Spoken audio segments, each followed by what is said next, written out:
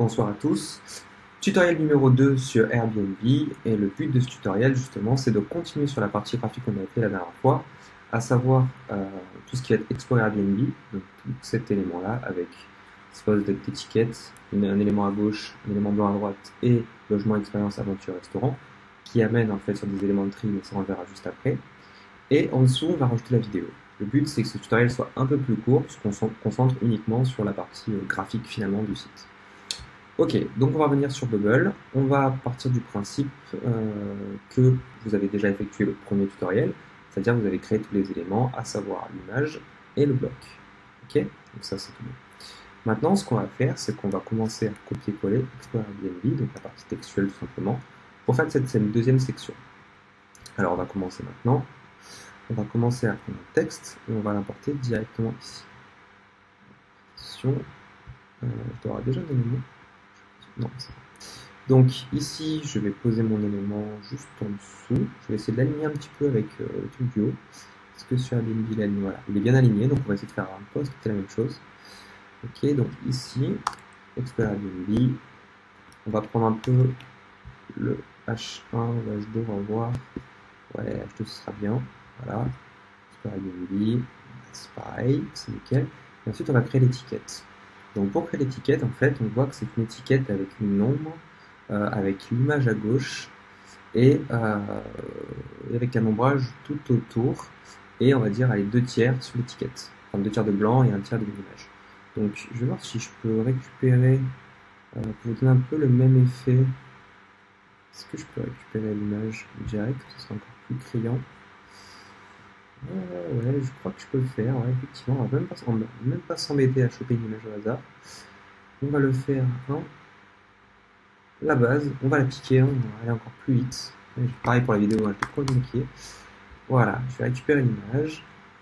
Je vous montre un exemple. Donc, allez, c'est la partie, c'est quelle partie? On s'en fout, on va mettre bed, hein. Voilà, c'est pas très grave, on se fait un petit dossier auto, et voilà.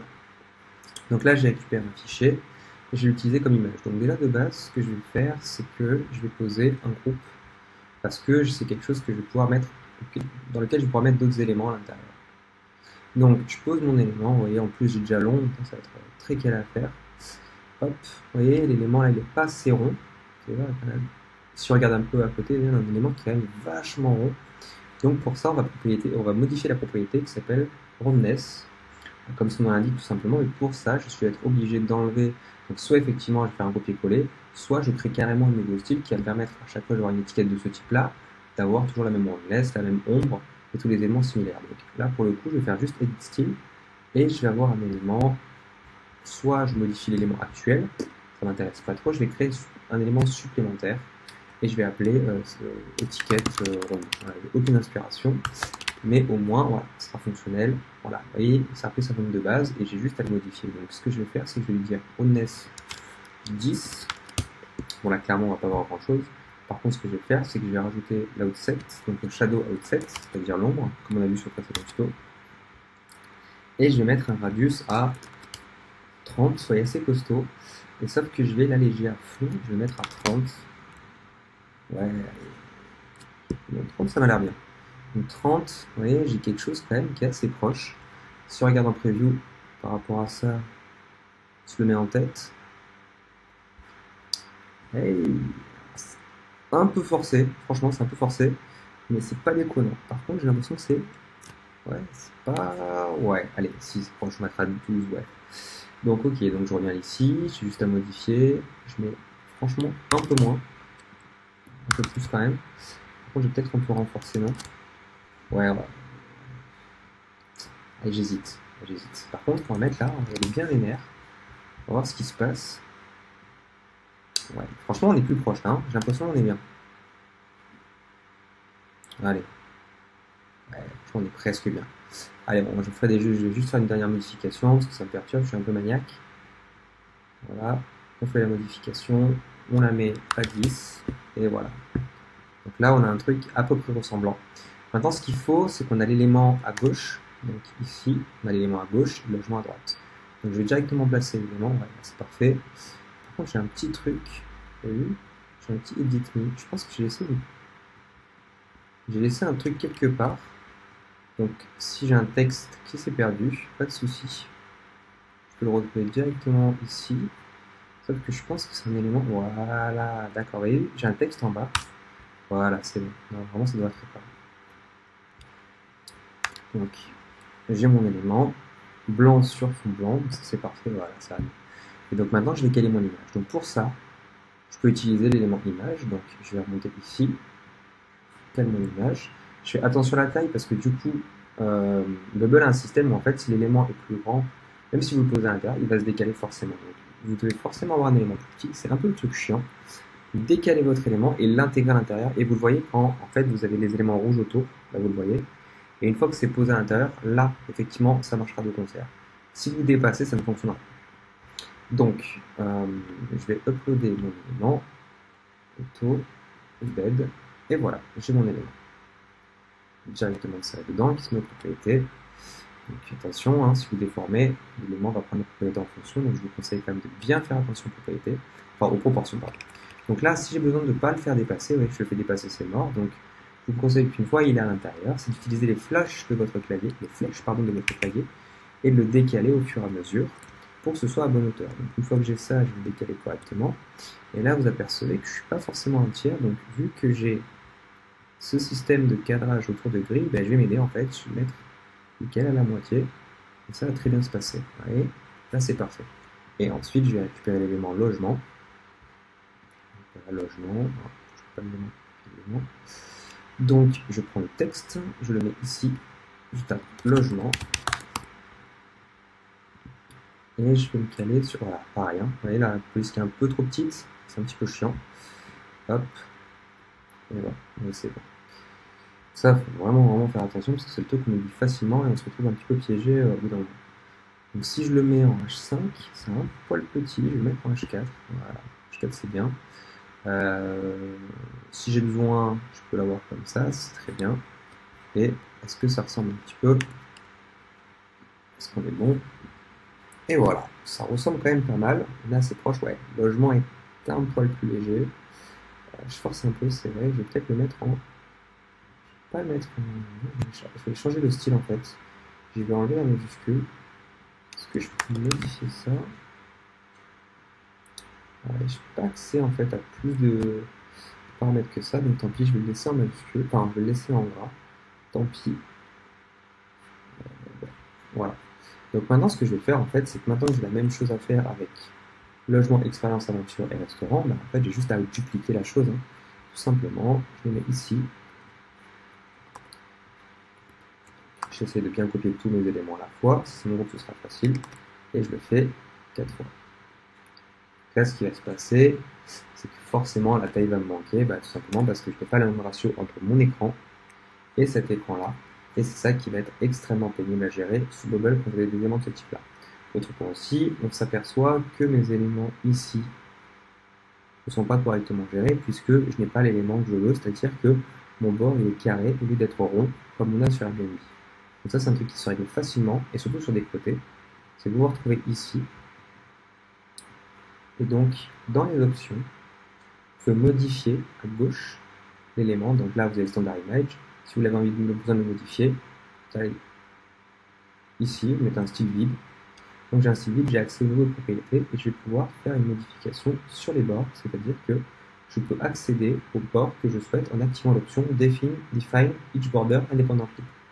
Et là, je peux modifier des éléments en haut à droite, en haut à gauche, en bas à droite, en bas à gauche. Et là, je vais choisir en haut à gauche, donc là je vais mettre 10. Je vais mettre combien? J'ai mis combien de trucs comme ça? Voilà, j'ai mis 15, donc là je vais mettre 15, pareil. Et en bas à gauche, je vais mettre 15 aussi. Vous voyez, c'est parfait. On a l'élément qui est parfaitement là. Donc je vais juste faire la même chose pour les deux. Enfin, je vais faire la même chose. Oui, faire la même chose. Si on cas, je vais changer d'image, donc c'est pas très grave. Donc je mets standard, hop. Je le mets define edge border independently. Donc top left 15. Copier bottom right, bottom left 15. hop là, et sur le même principe, ici, standard image, hop, ici, je vais modifier le bord, voilà, et voilà. Donc là,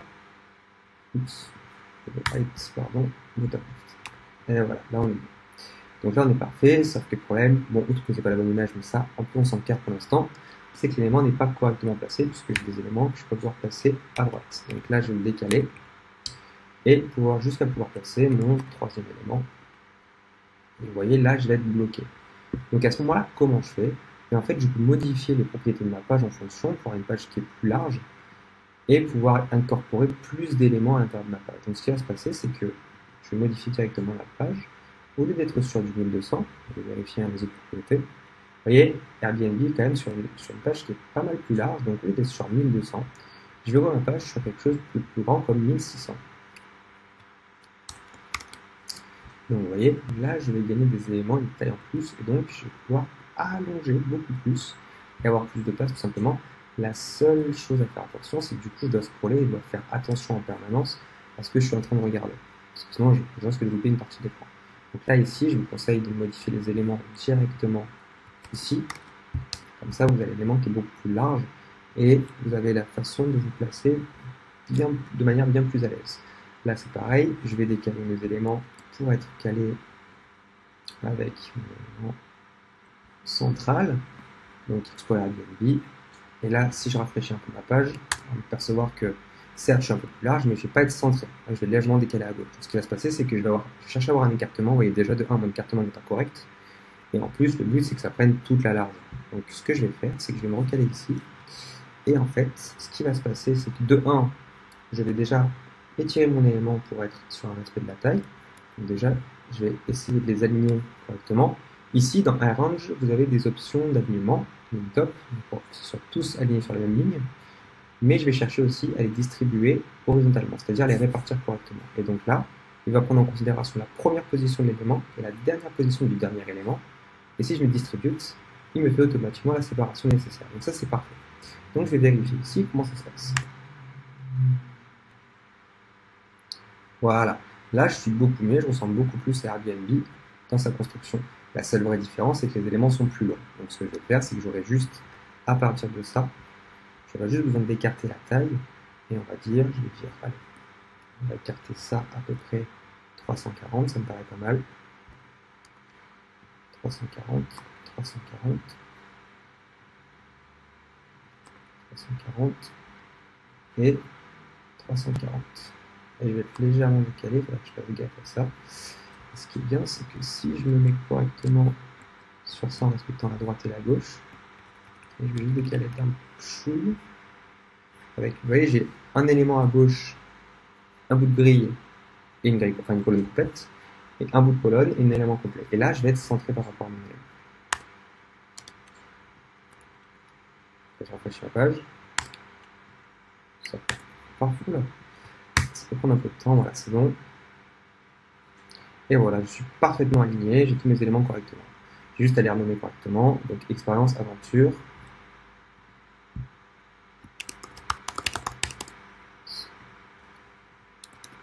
Aventure et restaurant. Pour le coup, quand vous aurez besoin de changer les éléments, si vous avez besoin de changer les images, par exemple, je vais récupérer la deuxième image rapidement. Je vais ici, je vais juste choper l'image, hop. Hop, voilà. Je chope le lien.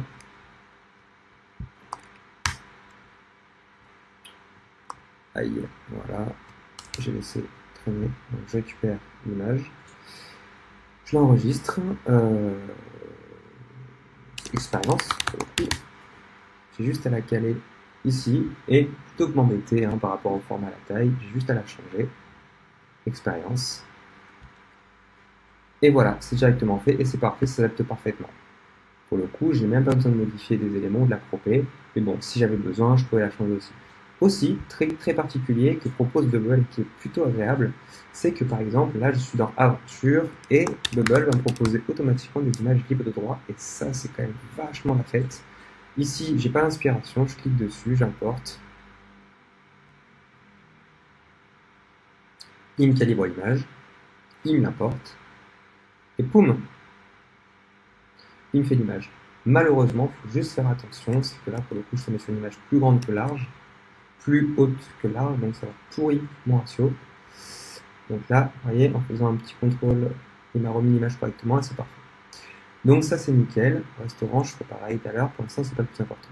Maintenant, on va faire quelque chose de différent. On va rajouter la vidéo. Alors, ce qui est intéressant, c'est que Bubble intègre directement un plugin vidéo. Et là, pour le coup, c'est quelque chose que vous allez placer qui est assez simple à faire, sauf qu'il prend des vidéos YouTube ou Vimeo. C'est-à-dire que pour mettre une vidéo, vous ne pouvez pas l'héberger directement sur Bubble. En tout cas, peut-être avec un plugin, mais pour le coup, c'est pas le cas aujourd'hui. Le principe, c'est juste que vous allez mettre votre vidéo directement sur YouTube. C'est ce que j'ai fait, j'ai rajouté la vidéo d'Airbnb. Donc en fait, ce que j'ai fait, c'est que j'ai piqué la vidéo ici tout simplement, et je l'ai uploadé directement sur mon YouTube. Voilà, et la vidéo qui tourne. Donc une fois que j'ai le lien, dans ma vidéo, j'ai juste à mettre le lien de l'ID. Voilà. Et là, en fait, il va directement récupérer. Oups, attention, je vais juste correctement le mettre. Et il va directement récupérer la vidéo et le lien de la vidéo. Et j'ai juste à la caler. Donc, ce que je vais faire quand même, c'est que je vais faire des tests parce que je n'ai aucune idée de comment la vidéo se place par rapport à ça. Donc, ce qu'on va faire, c'est qu'on va juste la caler comme ça. Par contre, je vais éviter d'avoir les contrôles YouTube parce que ça va être quelque chose qui ne va pas être forcément très joli.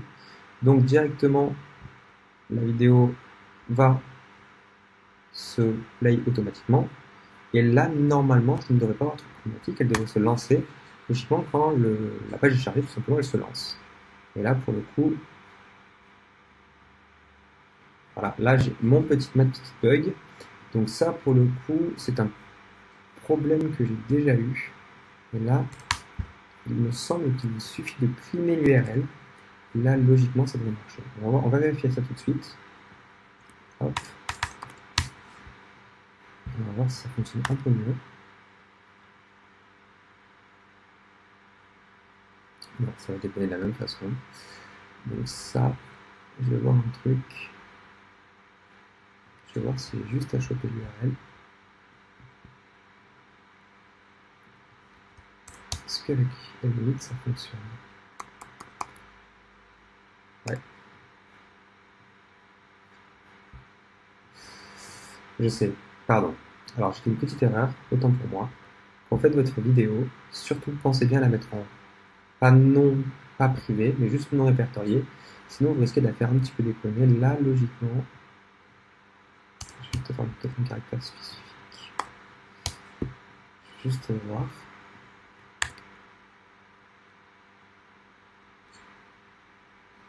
Voilà. Donc effectivement, ouais, c'est erreur. Hein.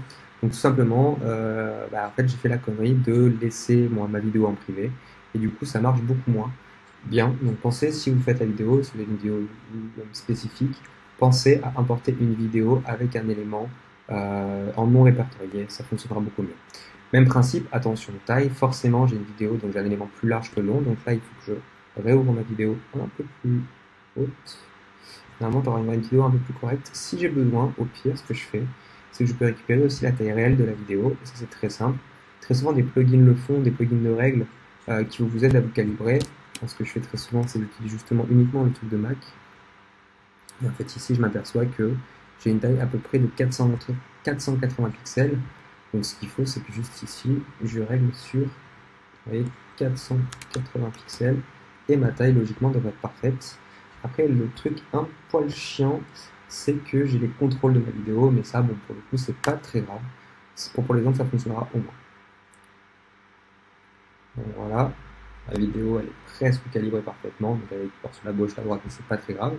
Je vais quand même l'écarter un peu pour respecter les proportions. Vous voyez, ma vidéo, elle a une petite bordure, c'est pas très grave. Et par contre, ce que je veux, c'est respecter les proportions, comme vous voyez sur la vidéo, de rondeur, en fait. Et donc, pareil, on va mettre une rondesse à 10. On peut le faire aussi avec la vidéo. Donc, dans le style, vous voyez, juste en dessous, je peux mettre 15, juste ici. Et là, j'aurai une vidéo qui va être à 15 aussi. Donc là, vous ne voyez pas sur l'élément. Une fois que vous êtes sur la vidéo au centre, voyez, j'ai des bords de la même façon. Donc ça, c'est assez cool. Si vous en écartez plus, puisque la vidéo prend en compte la bordure ici, vous pouvez écarter l'élément jusqu'à atteindre la bordure ici. Et le même principe à votre droite, si vous le souhaitez, atteindre la bordure ici. Et pour le coup, je vous conseille d'écarter le ratio en fonction d'un léger delta en fait. Ça, c'est juste à savoir en fait. Juste des questions de réglage. Ce qui est intéressant, ouais, je suis un poil trop lent. Ce qui est intéressant aussi avec ça, c'est que vous allez pouvoir rajouter du texte sur la vidéo. Et en fait, ce qui va se passer, c'est que à partir de ça, je vais pouvoir mettre les éléments comme ils ont mis ici, c'est-à-dire les animaux de l'expérience Airbnb. Donc, je vais vous montrer comment on fait. On se retrouve sur l'élément vidéo. On va mettre un texte ici. Ouais, donc ça, ce qui est bien, c'est que j'ai totalement la vidéo qui est dessous et le texte qui part dessus, ça ne pose pas de problème. Je vais mettre la vidéo animaux. Et là, pour le coup, je vais mettre mon style. Vu que c'est un style que je vais quasiment jamais utiliser, je vais mettre mon H3, un truc un peu large, un peu fat. Je vais me mettre en no style pour pouvoir, sans modifier tout l'élément, sans perdre tout ce que j'ai modifié, pour le caler directement en blanc. Et là, FFF, ça place la police en blanc. Et là, on met animaux. Et qu'est-ce qu'on a besoin de savoir d'autre? On a animaux, donc c'est encore plus grand que prévu. Donc là, pour le coup, je vais mettre carrément. Est-ce qu'on a tout ça pourrait passer? Je serai quelle taille? Animaux. Ouais, en fait, carrément en H1, voilà. On va mettre en H1, voilà. Hop, mettre. Allez, on va se faire plaisir, c'est quoi? Mettre hyper grand. Hop. Je vais le mettre en blanc. Voilà, animaux. Il me met quoi d'autre? Animaux, découvrez animaux, de l'expérience Airbnb. Donc là, hop. Découvrez. Là, pour le coup, je vais mettre en 20. Je vais pas te mettre en. Je vais pas te mettre en majuscule, toi. Découvrez animaux. Des expériences Airbnb. Allez, c'est parfait. Alors, on se fait faute dessus aussi. Voilà. Oh. Ok. Voilà, on est à peu près correct, j'ai l'impression. Écoutez, les animaux, ouais. Et en savoir plus, bien entendu, je vais mettre mon petit bouton en savoir plus. Oups, pardon. Ici, mon bouton. Donc là, même principe, hein. Je vais mettre mon bouton blanc parce que j'ai envie de modifier des éléments. Donc ici, je vais pouvoir trouver la police. Donc la police, je vais la mettre en noir, tout simplement. Et mon élément auto, je vais le mettre en blanc. Donc je vais inverser ce qui a été fait tout à l'heure. Et la roughness, je vais la mettre à 15, comme tous les autres, pour un élément qui soit bien rond. Et là, elle dit quoi? En savoir plus. En savoir plus, donc parfait. En savoir plus. Et apparemment, j'ai l'impression que c'est un peu plus large. Et pas du tout. Non. Et voilà. Ok, super. Donc là, on est quand même pas mal. On va tester la solution. On va voir ce que ça donne.